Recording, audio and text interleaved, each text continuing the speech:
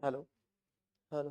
देखो, हम लोग का चलेगा आज विजयनगर। ठीक है, ये भी एक दिल्ली सल्तनत का पार्ट ही माना जाता है। जैसा कि आप लोगों को दिल्ली सल्तनत पढ़ा रहे थे तो वहां एक तुगलक वंश बताए थे ना। और उसी तुगलक वंश में एक शासक था जिसका नाम था मोहम्मद बिन तुगलक। तो मोहम्मद बिन तुगलक जब वो समय में ही एक नगर अलग हुआ था, राज्य अलग हुआ था जिसका नाम था विजयनगर। ठीक है, तो ये जो तुगलक का जो कहानी है, ये विजयनगर कहीं ना कहीं दिल्ली सल्तनत से ही जुड़ा हुआ है। इसकी पहले स्टोरी समझ लीजिए। तो वजह ये था कि जैसा कि जानते हैं कि जो दिल्ली सल्तनत मध्य भारत में शासन कर रहा था, तो ये जब दक्षिण भारत की ओर बढ़ा तो दक्षिण भारत पर ये अपने विस्तार नीति के साथ बढ़ा। क्यों? ये विस्तार नीति की कहानी पर जो चली आ रही थी अलाउद्दीन खिलजी के समय में ही चली आ रही थी, बताए थे आपको। तो इसी तरह जब तुगलक वंश बना तो मोहम्मद बिन तुगलक भी दक्षिण भारत के विजय पर निकला। तो दक्षिण भारत के जब विजय पर निकला तो वहां पर किस सामंत के रूप में जो थे, ये जो विजयनगर के संस्थापक थे हरिहर और बुक्का, एक काकतीय वंश पड़ता है वहां पर। ठीक है, तो वहां पर वो लोग सामंत के रूप में काम करते थे। तब जब विजय वहां को जीत लिया तो हरिहर और बुक्का को पकड़ के लेकर के आ गया। कहां पर लेके आ गया? मोहम्मद तुगलक दिल्ली लेकर के आ गया। जैसे मान लो किसी को गिरफ्तार कर लेगा तो उसको पकड़ के तो अपने ही राजधानी में लेकर के आएगा। तो हरिहर और बुक्का को कहां लेकर के आ गया? दिल्ली पकड़ के आ गया। और इसे इस्लाम धर्म स्वीकार करवाया गया। इस्लाम धर्म इन्हें कबूल कर लिया। तो जब इस्लाम धर्म से स्वीकार किया तो इसको बंदीगिरी से छोड़ दिया गया। किसको छोड़ दिया गया? हरिहर और बुक्का, दो भाई थे लोग। तो ठीक है, तो फिर इसने क्या हुआ, दक्षिण भारत का नेतृत्व जो था मोहम्मद बिन तुगलक का जो नेतृत्व इसी के नेतृत्व में किया। तो दक्षिण भारत में जब इसने अभियान चलाने के लिए गया तो दक्षिण भारत तो पूरा जीत नहीं पाया था वहां पर। तो वहां पर छोटे छोटे राज्य को जब जीतने लगा, उसी क्रम में एक व्यक्ति से मुलाकात होती है, संत से। ठीक है, उस संत का नाम है शायद विदायन कह के, उस संत का नाम है विद्यायन। ठीक है, तो वो संत जो थे विद्यायन के संपर्क में आया तो पुनः उसने हिंदू धर्म को स्वीकार किया। और जब हिंदू धर्म को उसने स्वीकार किया तो उसने एक नगर जो था दक्षिण भारत में जो विजयनगर के नाम से जाना जाता, उसको दिल्ली सल्तनत से अलग कर लिया। और दिल्ली सल्तनत से अलग किया तो उसी का देखा देखी एक और राज आपको बताए थे मोहम्मद बिन तुगलक में अलग हुआ था जिसका नाम था बहमनी साम्राज्य। ठीक है, ये दोनों साम्राज्य हुए थे तो दिल्ली सल्तनत के समय में अलग हुए थे। और उस समय जो शासन चल रहा था, किसका शासन चल रहा था? मोहम्मद बिन तुगलक का चल रहा था। गौरी ने तुगलक का, क्योंकि तुगलक वंश के अंतर्गत ये सभी कांड हुए थे। तो देखो, दोनों का विवाद जो चलेगा आगे चल के हम लोग पढ़ेंगे। विजयनगर और बहमनी साम्राज्य में अपने वर्चस्व की लड़ाई चलती है। वर्चस्व की लड़ाई मतलब अपने साम्राज्य का विस्तार, क्योंकि इसलिए बहमनी साम्राज्य जो था कृष्णा नदी के किनारे के तट पर बैठा हुआ था। ठीक है, और ये जो था विजयनगर जो आपका साम्राज्य था, वो जो आपका जो साम्राज्य है कावेरी और कृष्णा के बीच में था। तो इधर जो होता है विजयनगर नीचे पड़ेगा और आपका बहमनी जो पड़ेगा ऊपर पड़ेगा। तो ऊपर में पड़ता है क्या? मुस्लिम शासक था मध्य भारत, तो ऊपर ही बढ़ नहीं सकता था। तो इसीलिए बहमनी साम्राज्य जो होता है विजयनगर पर आक्रमण करता है और विजयनगर जो होता है नीचे बढ़ नहीं सकता है क्योंकि इधर समुद्री एरिया पड़ता था। तो बढ़ेगा किधर? बढ़ेगा बहमनी की तरफ। तो इसीलिए इन लोगों का बहमनी साम्राज्य और विजयनगर साम्राज्य का जो लड़ाई है बहुत वर्षों तक चलता रहता है। तो ऐसा माना जाता है कि इसका जो अंतिम शासक बनेगा विजयनगर का, वही जो युद्ध में हारता है बहमनी साम्राज्य के शासक से। अन्यथा इन लोग का लड़ाई चलते रहता है वर्चस्व का, कि हम इधर विजय क्षेत्र में ये, और लड़ाई चलता है यहाँ पर एक उपजाऊ क्षेत्र पड़ेगा, इस उपजाऊ क्षेत्र का विरोध में। क्योंकि मान लीजिए प्रोडक्शन नहीं होगा तो कहां से लोग आमदनी का जरिया पड़ेगा। अब दोनों राज्य किससे अलग हो गया था? दिल्ली सल्तनत से अलग हो गया था, तो उसको तो और भी इधर जानी दुश्मन पड़ा हुआ है। तो अपने साम्राज्य का विस्तारवादी नीति के कारण बहमनी साम्राज्य और विजयनगर जो अलग हुए थे वो आपस में लड़ते रहते हैं। ठीक है, तो इसी कड़ी में हम लोग पढ़ेंगे पहले विजयनगर के बारे में, और विजयनगर कैसे बना, उसकी साम्राज्य कैसी हुई, और उसमें कौन कौन से शासक हुए, और इसका विस्तारवादी क्या था। ठीक है, तो चलिए शुरू करते हैं कक्षाएं। तो जैसा कि आपको पहला बार में बताया गया था कि विजयनगर साम्राज्य की स्थापना करने का श्रेय दो भाइयों को जाता है, और जिस भाई का नाम था, एक का नाम था हरिहर और दूसरे का नाम था क्या? बुक्का। ये दोनों सगे भाई थे। तो ये दोनों भाइयों ने मिलकर के एक साम्राज्य की स्थापना करती है। साम्राज्य का नाम क्या था? विजयनगर। क्या था? तो देखो नाम से ही काम छिपा, विजयनगर मतलब जीता हुआ शहर। नगर मतलब होता है शहर, विजय मतलब क्या होता है? जीत। तो ये से जब लड़ने के लिए जब बिला क्या था मोहम्मद बिन तुगलक, तो जब अधीन हुआ तो वो अपने साम्राज्य को क्या कर लिया? जीत लिया और दिल्ली सल्तनत से अलग कर लिया ये लोग। ठीक है, तो आपसे सबसे इंपॉर्टेंट क्वेश्चन बनेगा, विजयनगर साम्राज्य का अगर संस्थापक बोला जाएगा तो किसे माना जाएगा? हरिहर और बुक्का को। ठीक है, तो उसके बाद जो बोला गया है, ये दोनों वास्तव में जो पहले थे, देखो वारंगल जो वर्तमान में पड़ता है तेलंगाना के काकतीय राजा के सामंत के रूप में काम करते थे, और बाद में आपका कामपिली जो आधुनिक में कर्नाटक के नाम से जाने जाते उसके मंत्री बन गए थे। तो अब इसकी सामंत के रूप में जब ये काम कर रहे थे, तो जब मोहम्मद बिन जो आपको बताए तुगलक जब आक्रमण किया वहां दक्षिण भारत पर, तो इसको क्या कर कैद करके ले गया दिल्ली। ठीक, तो दिल्ली ले गया तो इसे क्या कर दिया? इस्लाम धर्म को स्वीकार कराया, क्योंकि धर्म परिवर्तन होता था। तो इस्लाम धर्म को स्वीकारा, तो जब इन दोनों भाइयों ने इस्लाम धर्म को स्वीकार किया तब इसको छोड़ दिया, और छोड़ दिया तो अपना प्रतिनिधि बना के फिर भेजा कहां पर? इसको विजयनगर पर आक्रमण करने के लिए जीते थे। वहां छोटे छोटे राज्य थे, तो वहां पर उसको मंत्री बनाकर भेजा और वहां पर आक्रमण किया। कहां पर? कामपिली, जो आधुनिक में किस नाम से जाना जाता है? कर्नाटक। तो समझ में आ रहा मंत्री और सामंत में डिफरेंस? आपको समझ में आ गया होगा। ठीक, इसके बाद देखो कामपिली में देखो मोहम्मद बिन तुगलक ने आक्रमण कर उसे जीत लिया और दोनों भाइयों को बंदी बनाकर कहां ले गया? इसे इस्लाम धर्म की दीक्षा दे दिया था। और आगे बोला गया, देखो फिर जब ये वापस इसको छोड़ा गया तो यहां पर एक गुरु रहते थे विजयनगर में, जिसका नाम था गुरु विद्यारण। याद रखिएगा, गुरु विद्यारण के निर्देश पर उसने फिर से किस धर्म को अपना लिया? हिंदू धर्म में की दीक्षा लिए, और उन्होंने एक नए नगर बनाया जो विजयनगर में अपनी राजधानी को स्थापित किया।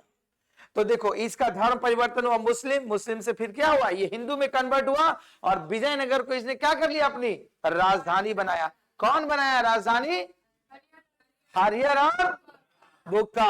ये विजयनगर का संबंध जो है दक्षिण भारत से है, उत्तर भारत से नहीं है। सही मारी बात। तो हरिहर और बुक्का ने किस नगर की स्थापना की थी? विजयनगर। आगे चल के ये अपनी राजधानी बनाएगी जिसका नाम रहेगा हम्पी। ठीक है, विजयनगर साम्राज्य की आगे चल के जो राजधानी बनेगी क्या बनेगा? हम्पी। इसके बाद देखो इस विजयनगर राजवंश में जो शासक हुए, मतलब आपका पहला कौन कौन से शासक कैसे बनेंगे उसकी इसका सारा लाइन लिखा हुआ है। लेकिन इन्होंने दोनों भाइयों ने बोला गया है कि हरिहर और बुक्का ने अपने पिता के नाम, जिसका नाम था इनका पिता का नाम संगम, तो इसीलिए एक वंश का नींव डाला जिस वंश का नाम पड़ेगा संगम वंश। क्या पड़ेगा? तो अगर बोलेगा हरिहर और बुक्का का संबंध किस वंश से रहेगा तो किस वंश से बोलेंगे? संगम वंश। और हरिहर और बुक्का के पिता का नाम बोलेंगे तो क्या बोलेंगे? संगम। इन्होंने अपने पिता के नाम पर ही एक नए वंश का नाम किया जिस वंश का नाम पड़ा संगम वंश। तो इस वंश में जो शासक हुए और इसका शासन काल जो चलेगा उसी का यहाँ पर चार्ट लिखा गया है। ठीक है, तो विजयनगर साम्राज्य में जो सबसे पहले शासक बनेंगे जिसका नाम होगा हरिहर। क्या नाम रहेगा? तो इनका जो शासन काल चलेगा कि ये आपका 1336 ईस्वी से लेकर के 1356 ईस्वी तक चलेगा। कब से कब तक चलेगा? ठीक, यहां से थोड़ी देर बाद रोकेंगे। यहां पर क्या हो रहा था, जैसे कि हम लोग पीछे पड़ गए कि राजा का बेटा ही राजा बनता था, लेकिन विजयनगर साम्राज्य की कहानी अलग था। माने भाई ही बनेगा, उसका शासक बनेगा, उसका बेटा नहीं बनता था। सपोज दैट जैसा किसी का, जैसे हरिहर का भाई का नाम था बुक्का, तो वो गद्दी पर बैठेगा, ना कि इसका पुत्र बैठेगा। सही माय बात। तो एक नई प्रथा यहां चली थी विजयनगर में कि मतलब राजा का बेटा नहीं गद्दी पर बैठेगा, राजा का जो भाई होगा वो गद्दी पर बैठेगा। तो एक नई परंपरा विजयनगर में चली थी। कौन से सही मारी है? लेकिन आगे चल के परंपरा फिर बदलेगी और वहां पर फिर बेटा का, राजा का बेटा ही फिर शासन करेगा। लेकिन आधे कर्म तक यहां जो होगा उसका भाई ही शासन करेगा। कहां पर? विजयनगर। जैसा कि आपको पहले बताए थे कि हरिहर और बुक्का दोनों भाई थे, तो इसीलिए उसमें बड़ा भाई जिसका नाम था हरिहर वो शासन करेंगे 1336 ईस्वी से लेकर के 1356 ईस्वी तक। ठीक है, तो जब उनकी मृत्यु हो जाती है तो उसकी गद्दी पर अगला जो बैठता है उसका भाई बैठता है जिसका नाम होता है बुक्का प्रथम। क्या नाम रहता है? और वो जो गद्दी पर बैठेंगे 1356 ईस्वी से लेकर के 1377 ईस्वी तक। कब से कब तक बैठेंगे? 77 ईस्वी तक बैठेंगे। फिर बुक्का के बाद दूसरा जो गद्दी पर बैठेंगे हरिहर द्वितीय बैठेंगे। कौन बैठेंगे? और इनका शासन काल चलेगा 1377 ईस्वी से लेकर के 1404 ईस्वी तक।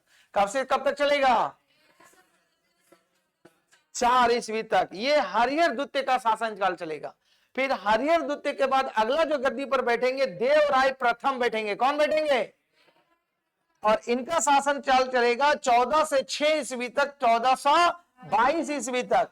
तो देखो यहां जो 2 साल का जो इंतकाल रहा ना, गैपिंग जो रहा वो अनिश्चित कालीन रहा, मतलब कोई शासन नहीं कर पाया, मतलब उपद्रवकारी इस तरह हुआ, इसलिए गद्दी उन लोगों का खाली रहा बीच में। ठीक, तो इसीलिए यहां पर 2 साल का जो होता है विजयनगर साम्राज्य में गैप माना जाता है। फिर उसके बाद 1406 ईस्वी में तब देवराय प्रथम गद्दी को संभालता है और वो शासन करते हैं 1422 ईस्वी तक। ठीक है, उसके बाद देवराय प्रथम के बाद दूसरी जो गद्दी पर बैठेंगे देवराय द्वितीय बैठेंगे। कौन बैठेंगे? द्वितीय।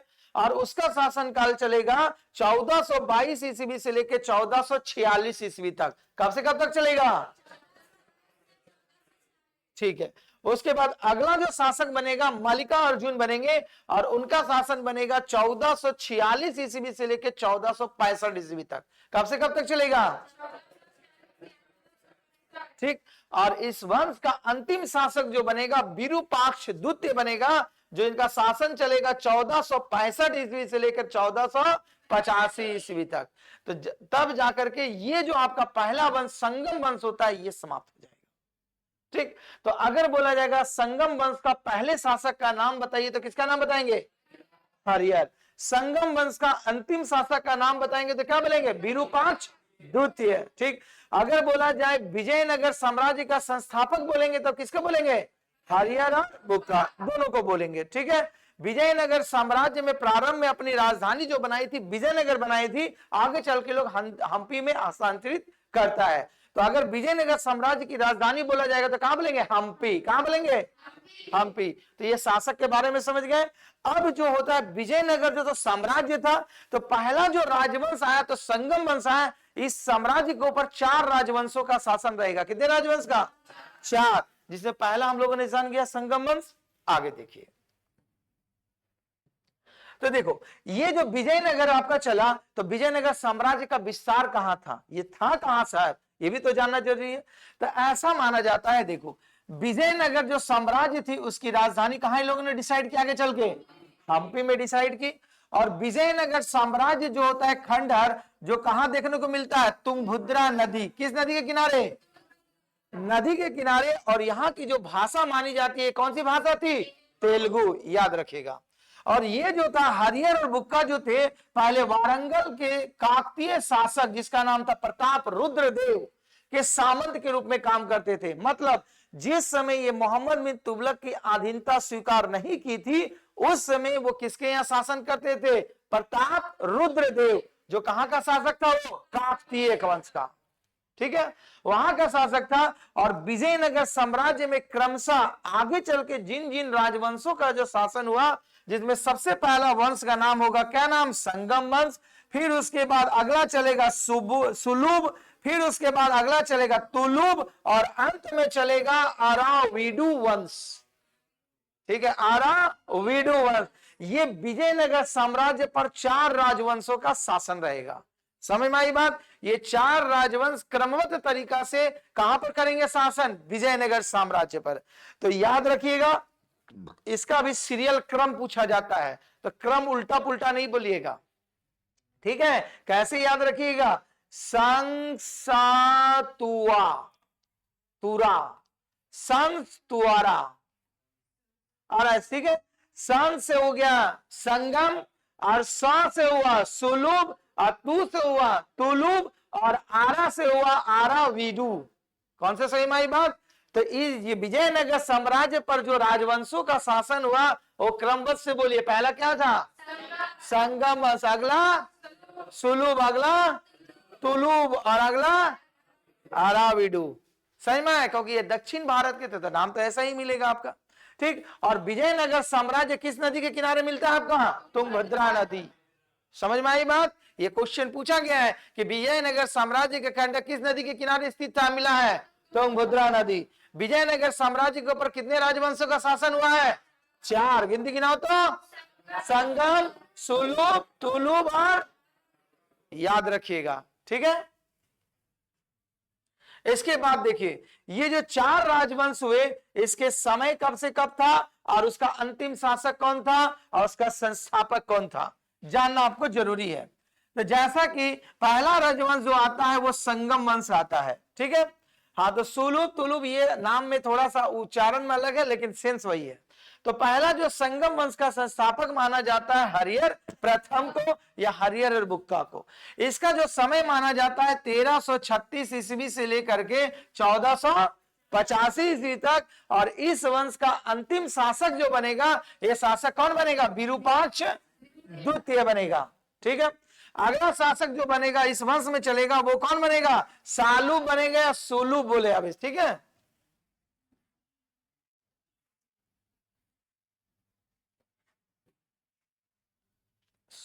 सुलुभ, ठीक है, हम बोले पहले लिख दिया गया, ठीक है। देखो सुलुभ बोलिए या सालुब एक ही बात है, ठीक है। वहां पर आपका लिखा हुआ था सुलुभ, तुलुभ, आराविडो, वीडू या विडो, ठीक है।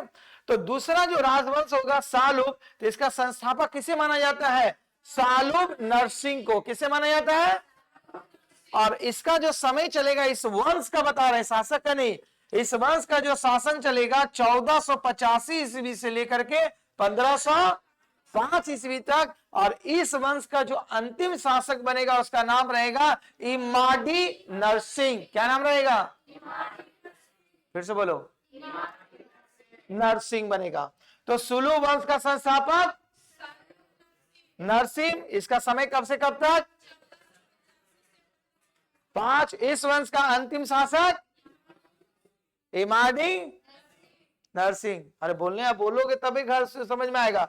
अगला जो राजवंश चलेगा वो तुलुभ। तो इसका संस्थापक किसे माना जाता है? वीर नरसिंह। इसका समय कब से कब तक? 1505 से 1570 तक। और इस वंश का अंतिम शासक सदाशिव राय। इस वंश का अंतिम शासक। और अंतिम जो विजयनगर का जो शासक होगा जिसका नाम है आराविडु, इस वंश का संस्थापक कौन रहेगा? तिरुमल। कौन रहेंगे? और इस वंश का शासन काल जो रहेगा 1570 ईस्वी से जितना आगे का लंबे अवधि तक है। और इस वंश का अंतिम जो शासक रहेगा कौन रहेगा? यही नाम आसान है नहीं, रंग तृतीय। ये मिलता जुलता नाम है, मैंने उत्तर भारत से। हाँ, कुछ भी नाम रह सकता है, नाम में क्या है, उसका काम में छिपा हुआ है। तो कॉन्सेप्ट समझ में आई? तो ये जो हुआ आपका, जो विजयनगर साम्राज्य पर 4 राजवंशों ने शासन किया, उसके संस्थापक, उस वंश का समय कब से तक चला और उस वंश का अंतिम शासक कौन था। कौन से समय में आई बात? तो एक बार फुली साउंड में रिमाइंड कीजिएगा। संगम वंश का संस्थापक, समय कब से कब तक, इस वंश का अंतिम शासक द्वितीय। ठीक है, आधा बोलता आधा ऐसे दिखता है कि हम ठंडों में काहे बोले। अरे बोलेगा तभी ना, स्पीच, माउथ का स्पीच भी खुलना चाहिए, नहीं तो अभी में साउंड भीड़ में नहीं बोल पाओगे तो अपने रूम में क्या बोल के पढ़ेगा। वो समय तो सुध गया, पढ़ते पढ़ते दोबारा घोल्टा, फिर किताब उठाया फिर सुध गया। क्योंकि जो चीज दिमाग एक्सेप्ट नहीं करेगा ना, वहां देखोगे पढ़ते पढ़ते नींद आएगा आपको। और जो चीज एक्सेप्ट करेगा दिमाग ना, उसमें नींद नहीं आता है। तो जान लीजिएगा, जिस चीज में आपको बोरिंग फीलिंग होगा उसमें आपको पढ़ने का नींद नहीं होगा। दिमाग बोलेगा झूठे पढ़ा, सुतो ना चुपचाप, वो सूझ जाएगा। लेकिन इंटरेस्ट रहेगा। देखते हो कभी कभी इंटरेस्टेड चीज पढ़ते हो, देखते हो तो हम पूरा एकदम रात भर चलता है। देखा सुबह हो गया, अभी तो हम स्टार्ट ही किए थे पढ़ना। और नहीं रहेगा, बोरिंग लगेगा तो फलाट, कब किताब उधर फेंकाया, बिस्तर यहाँ, बोले किताब कहाँ, देखेगा दरवाजा बस फेंकाया हुआ है। हाँ देखोगे नींद में फेंकाते फेंकाते किताब उधर फेंका जाता होगा, तब उठा के रखते हैं भोरे उठ के। और पानी उनी मत रखना तो बेड पर गिर जाएगा। चलिए, इस वंश का दूसरा शासक का नाम क्या है? कौन सा वंश था? ठीक है, सुलुभ बोलो या सालुब, एक ही है। ठीक है, इस वंश का संस्थापक कस के बोलिए, धीरे ना बोलिए ना तो हम यहीं पर चिलवाएंगे पूरा। कौन था? ठीक है, इसका शासनकाल कब से कब तक?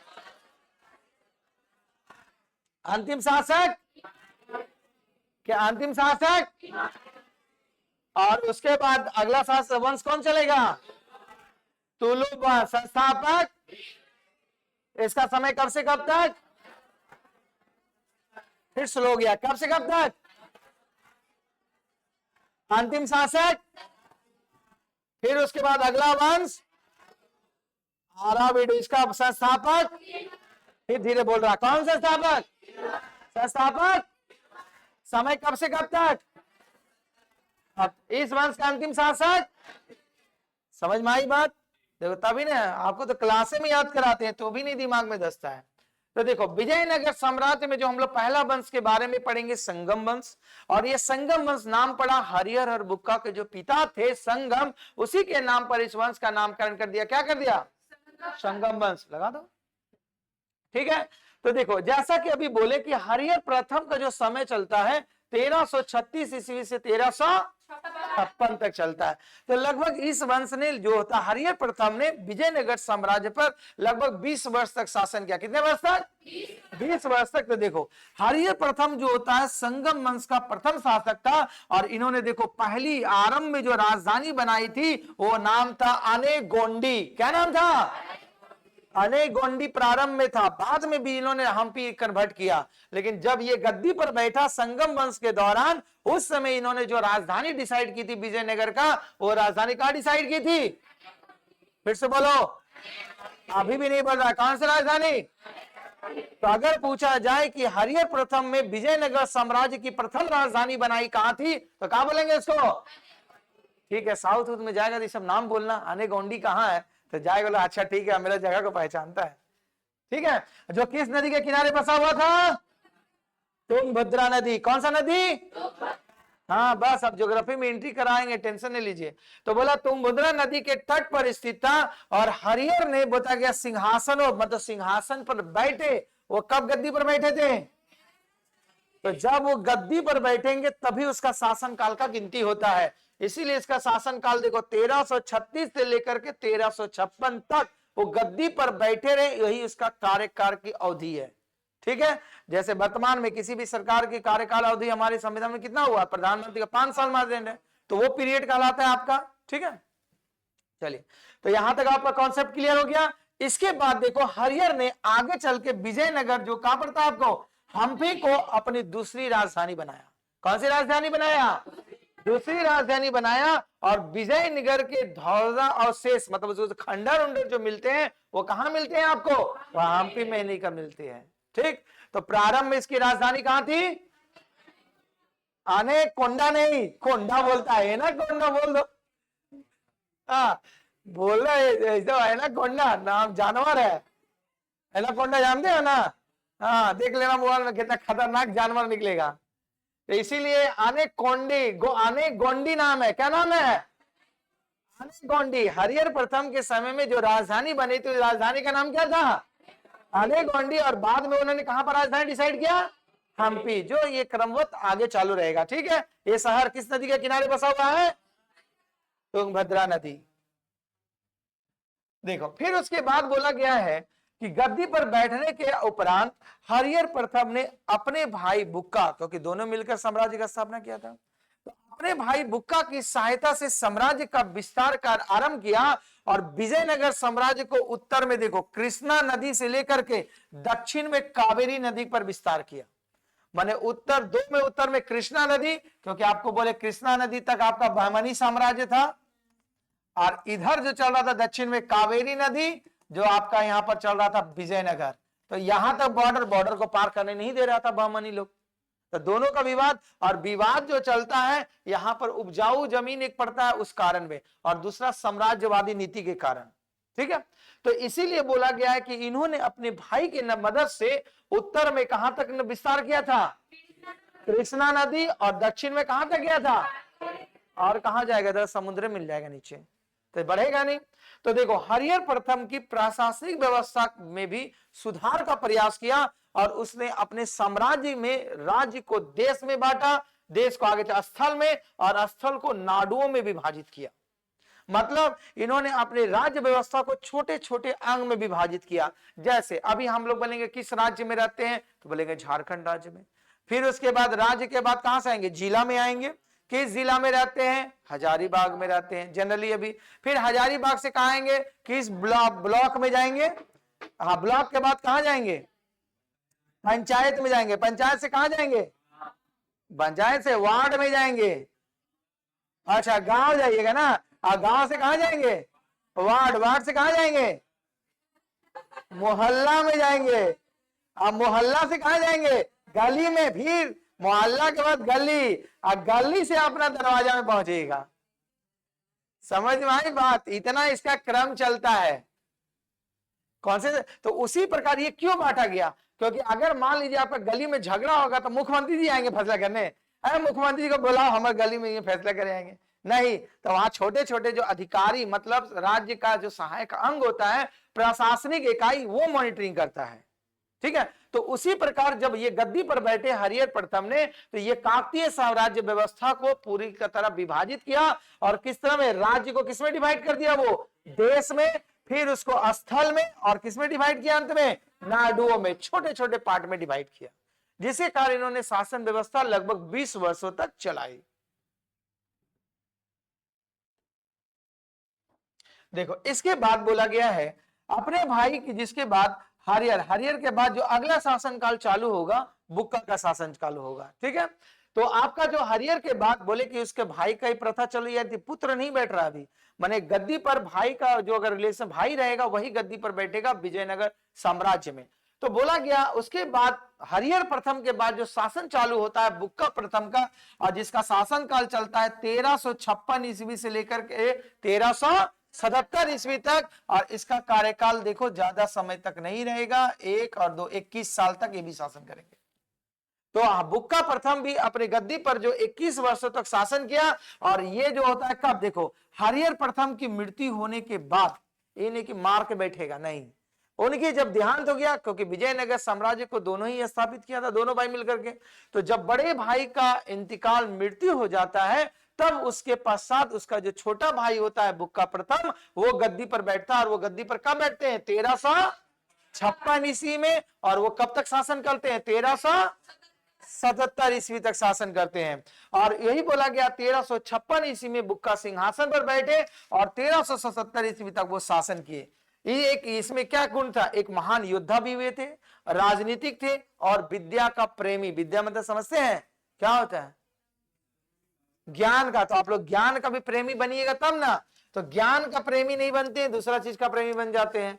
तो बोला गया है अभिलेखों में, बोला गया है उन्हें पूर्वी, पश्चिमी और दक्षिणी सागर का स्वामी के नाम से भी जाना जाता है। क्वेश्चन याद रखिएगा, सागरों के स्वामी के नाम से कौन जाने जाते हैं, बुक्का प्रथम। मतलब ये जो थे अपने भाई के संपर्क में आने से जितना साम्राज्य था, अब नदी ही समुद्र मिल गया तो कहां तक जाएगा, तो जितना भी क्षेत्र था पूरा पश्चिम उत्तर दक्षिण पूरा समुद्री एरिया तक फैल चुके थे।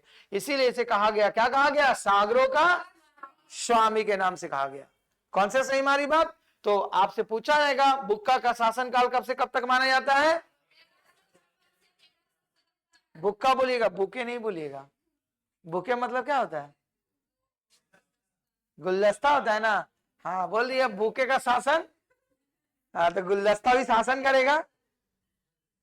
हाँ न्यू ईयर आ ही रहा है, मार्केट में बुके बहुत बिकता है। अभी 10 अभी खरीद के रख लीजिए, 10 रुपए में 20 में मिलेगा, 100 रुपए मिलेगा तो 1 जनवरी को 200-300 रुपए मिलेगा। ठीक है, तो बुक्का का शासनकाल कब से कब तक, ठीक है, ये गद्दी पर कब बैठा, 1356 ईस्वी में। सागरों के स्वामी के नाम से कौन जाने जाते हैं, बुक्का प्रथम बोलना, आगे भी नाम आएगा इस नाम का कहीं नहीं। तो अभी कहां से होगा, अभी बाकी है, हिस्टोरिक बाकी है, कहां जाना है, जाना है, टाइम देख रहा मैं, कहीं जाना है, तो हम लोग से भी शेयर कर दो, लंबा सफर है। हाँ तो विजयनगर की यात्रा कर रहे हैं, तो यहाँ विजयनगर जाना है। देखो अभी हम लोग नॉर्थ से रहते हैं, साउथ की ओर चले, कितना 1000 किलोमीटर लेके चल रहे हैं।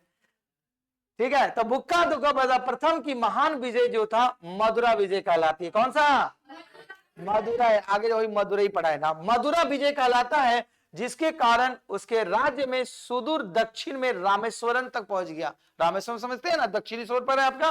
और मदुरा विजय हेतु बुक्का ने अपने पुत्र कंपन को भेजा। इसका पुत्र ये जीतने के लिए नहीं भेजा, ये बोला टैलेंटेड बनाओ, गद्दी नहीं मिलेगा लेकिन तुमको योग्य रहना है। ये नहीं कि दिन में धूप लग रहा, ठंडा लग रहा, सूते नहीं, योग्य बनाया था राजा। बता आपका पढ़ाएंगे आगे चल के मुगल सल्तनत में कि जो था कितना बादशाहों की कहानी सुनाएंगे। तो यहां पर जो कंपन जो थे, कंपन वास्तव में बुक्का प्रथम का पुत्र था।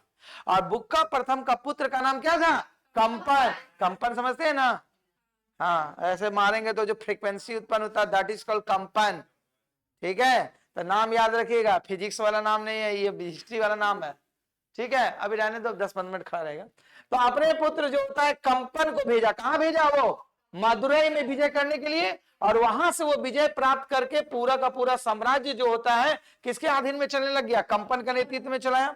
फिर उसके बाद उत्तर में विजयनगर का सामना एक बहुत ही प्रतिद्वंदी, देखो, बहमनी साम्राज्य से हुआ।